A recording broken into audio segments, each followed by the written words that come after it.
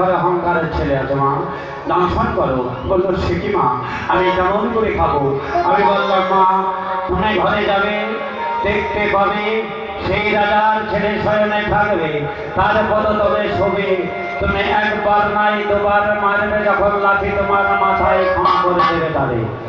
তিনবারে যারা ঘাটের প্রতি ঘাট করে নেবে, তাতে ক্ষতি নাই। যাও। কালিনাগ আমার গেল বাসরখানাটা পাক দিয়ে নিয়ে, এইবার ছোট ছিদ্র দিয়ে ঢুকতে পারছেন, আমাকে স্মরণ করে। আমি গিয়ে প্রকাণ্ড দেহটা ছাড়িয়ে দিলাম এক চাপড়ে, সুতোর মতো আঁকাটা করে সুতো সঞ্চয় করে আমি বললাম ঘরে যাও। ঘরে গিয়ে নিজের রূপ পাবে, তুমি তোমার কর্ম করে চলে আসবে। এইবার বেহলার না ঘটলো বছর ঘরে বেহলা, আর ঘুমাইও না, ভালো করে যাও।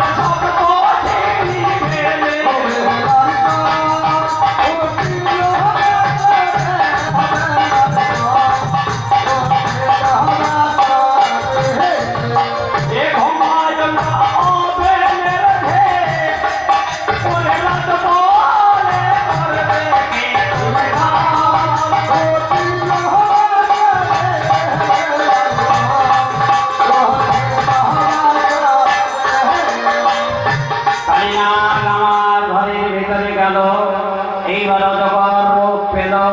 কালিনাগ আমার দিকে অবাক হয়ে যাচ্ছে, কি আমি কোথায় এলাম? মায়ের বাক্য শুনে এলাম কোথায়? এই ঘরে যেন শত চন্দ্র সূর্যের আলো লাগলে যেমন আলোকিত হয় তেমন দেখা যায়। এই কারা, একে লক্ষ্মী নারায়ণ নাকে।